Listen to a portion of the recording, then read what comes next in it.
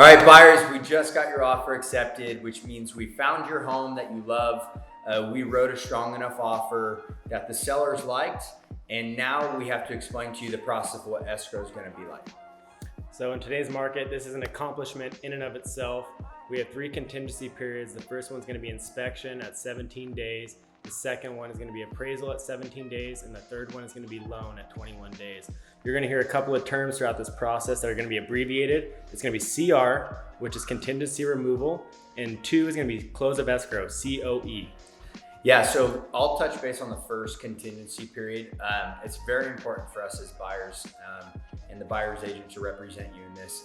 We need to schedule an inspection and do all the due diligence as we can on this home. So, which means we need to order a general inspector. I can send you a list of referrals to choose from, or you can choose your own from doing some online research. But we recommend you to choose who you would like to inspect the home. This may lead into other inspections. After this inspector comes in, he's gonna point out honeydews or a list of health and safety concerns or just things that are wrong with the house. Sometimes we find things major, sometimes we find things minor. And then what we do with that list is up to us. It gives us an opportunity to renegotiate, maybe ask for some of these repairs to be done, or even possibly ask the seller to credit us for these repairs. Sometimes on these repair lists, the inspector will note roof condition is unknown, further evaluate with licensed contractor, or there's a leak under the sink and they'll say further evaluate with a licensed plumber.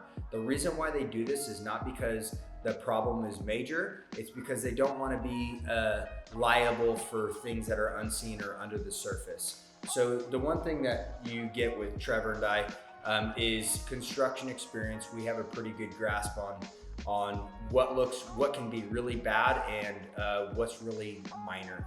So just keep that in mind. We can talk you through that, but this is a great time for us to renegotiate and get some things done and things taken care of for the home. So next will be the appraisal that he'll talk about. All right, so day 17, we're done with inspection. We're moving on to appraisal.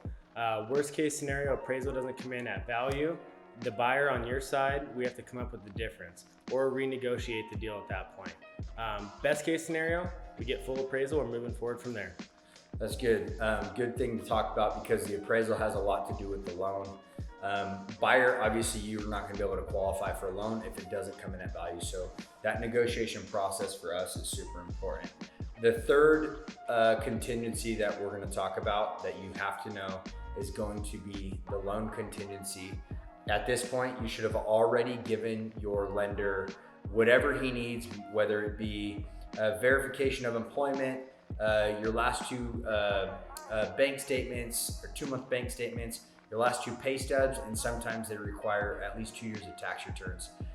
Day 21, we need to know, sometime sooner, we need to know if this is happening for you or not. This is our last opportunity to get out of the deal without losing your deposit.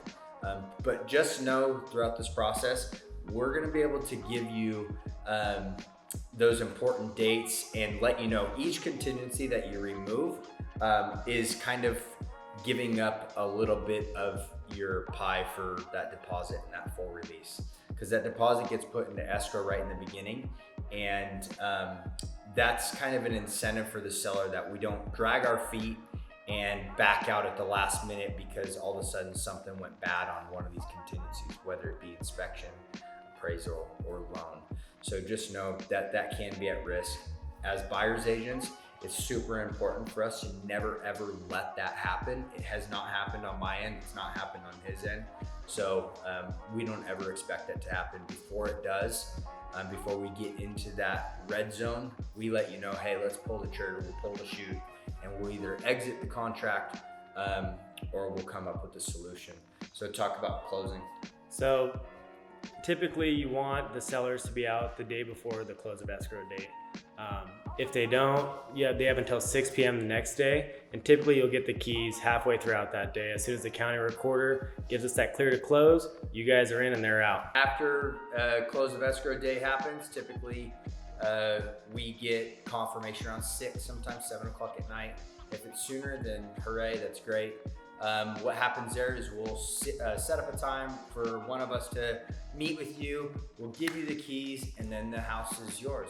But just remember, like after this whole thing's over, in most cases, in most contracts, we have negotiated a 1-year home warranty for you. So if something weird comes up, we're still here. We're not dropping off the face of the earth.